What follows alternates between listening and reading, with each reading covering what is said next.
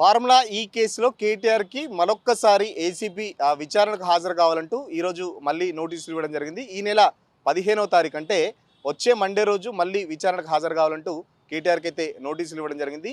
ఈ నోటీస్తో దాదాపు 4 సార్లు విచారణకు రమ్మని చెప్పేసి కేటీఆర్కి అయితే నోటీసులు ఇవ్వడం జరిగింది.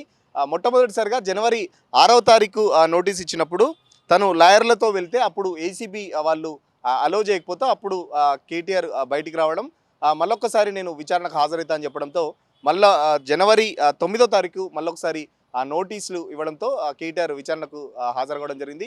ఆ రోజు దాదాపు 8 గంటల పాటు సుదీర్ఘ విచారణ అనంతరం కేటీఆర్ బయటకు వచ్చి మీడియాతో కూడా మాట్లాడడం జరిగింది. ఖచ్చితంగా ఇది ఫాల్స్ కేసు, ఖచ్చితంగా ఏసీబీ అధికారులకు కూడా తెలుసు, వాళ్ళు ఏం అడిగారంటే వాళ్ళకు కూడా తెలుసు దీంట్లో ఏం సంబంధించి ఏం స్కామ్ జరగలేదని ఏసీబీ అధికారులకు కూడా తెలుసు. బట్ ముఖ్యమంత్రి ఒత్తిడితోనే ఏసీబీ అధికారులు కూడా కావాలని కుట్రమంటూ కేసులు పెడుతున్నారని చెప్పేసి చెప్పడం జరిగింది. మళ్ళీ మొన్న రీసెంట్గా మే 28వ తారీఖు కూడా మరొక్కసారి మీరు హాజరు కావాలంటూ నోటీసులు ఇవ్వడంతో సో అప్పటికే నాకు యూకే పర్యటన ఉంది కాబట్టి సో యూకే పర్యటన అయిపోయిన తర్వాత నేను మళ్ళీ మీ విచారణకు సహకరిస్తా అని చెప్పేసి కేటీఆర్ చెప్పడంతో సో విచారణ మళ్ళీ ఈ రోజుకు అయితే నోటీసులు ఇవ్వడం జరిగింది.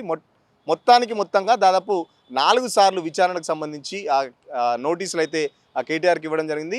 నిన్నగాక మొన్న ఏదైతే కాళేశ్వరం కమిషన్ సంబంధించి అటు హరీష్ రావు అని ఈటెల రాజేందర్ మన కేసీఆర్ కూడా నోటీసులు ఇవ్వడంతో పాటు మళ్ళీ ఏసీబీ కేసు కూడా సంబంధించి ఏదైతే ఫార్ములా ఈ కేసుకు సంబంధించి ఏసీబీ నోటీసులు ఇస్తుందని గతంలో కూడా ఖచ్చితంగా మరొక్కసారి నన్ను పిలిచే అవకాశం కూడా ఉందని చెప్పేసి గతంలో చిట్ చాట్లో కూడా చెప్పిన సందర్భం కేటీఆర్ కూడా గుర్తు చేసుకున్న పరిస్థితి. ఖచ్చితంగా ఫార్ములా ఈ కేసుకు సంబంధించి ఏం ఉండదు, దాంట్లో ఏం కేసు లేదు, నేనే ఒప్పుకున్నాను, డబ్బులు నేనే తీశాను, డబ్బులు నేనే ట్రాన్స్ఫర్ చేశాను, ఖచ్చితంగా ఏదైతే అంతర్జాతీయ ఫార్ములా సంబంధించి హైదరాబాద్ బ్రాండ్ ఇమేజ్ పెంచడానికి నేనే ఆ నిర్ణయం తీసుకున్నాను, ప్రభుత్వం వస్తుందనుకొని చేశాను, బట్ ప్రభుత్వం రాలేదు కనుక ఖచ్చితంగా అక్కడ ఫ్రాడ్ ఏం జరగలేదు, నేను ఇచ్చిన డబ్బులు అక్కడ కంపెనీకి ముట్ట చెప్పారు అని చెప్పేసి కూడా చాలా ఓపెన్గా జరిగిన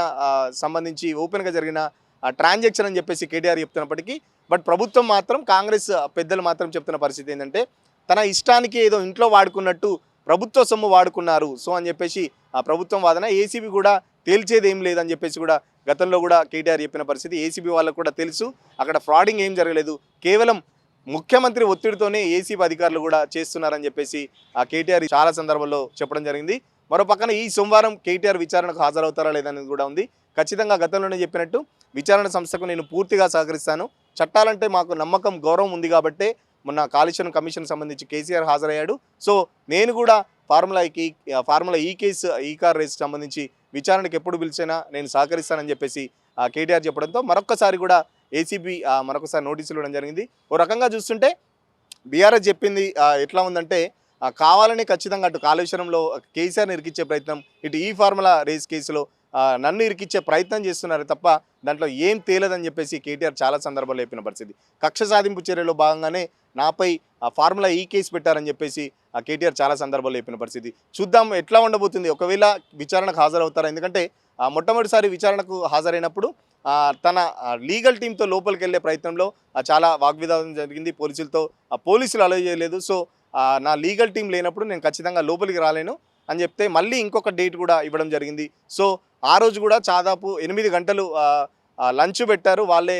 విచారణకు సంబంధించి ఏం అడిగారంటే కూడా ఏముంది దాంట్లో అడగడానికి, అది ఒక సామెత కూడా చెప్పాడు, అది లొట్టపీస్ కేసు అని చెప్పేసి కూడా చాలా ఫేమస్ అయింది ఆ డైలాగ్ కూడా అప్పుడు కేటీఆర్ చెప్పినప్పుడు. సో ఇది లొట్టపీస్ కేసు కానీ నేను చూస్తాను, ఎటువంటి పిట్ట బెదిరింపులకు నేను భయపడని కేటీఆర్ కూడా చాలా సందర్భంలో చెప్పిన పరిస్థితి.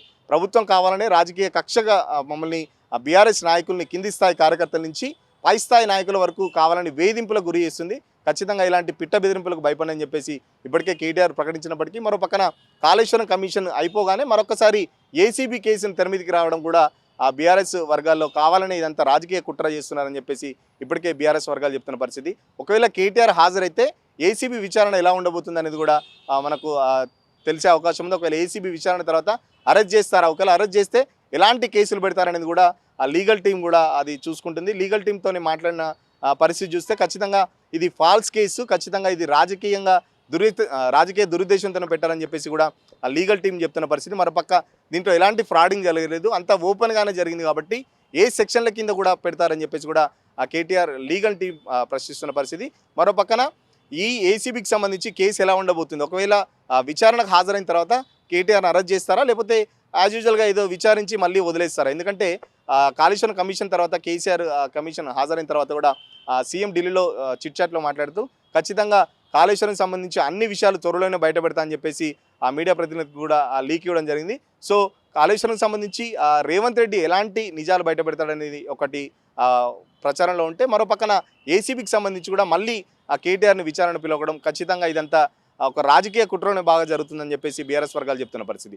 ఓవరాల్గా ఎల్లుండి సిచ్యువేషన్ ఎలా ఉండబోతుంది అనేది కేటీఆర్ హాజరైన తర్వాత ఏసీబీ ఎలాంటి క్వశ్చన్ అడుగుతుంది, దానికి కేటీఆర్ కూడా సమాధానం ఎలా చెప్తాడు అనేది అయితే ఒక ఏంటంటే ఒక పొలిటికల్ వర్గాల్లో చర్చ అయితే జరుగుతున్న పరిస్థితి.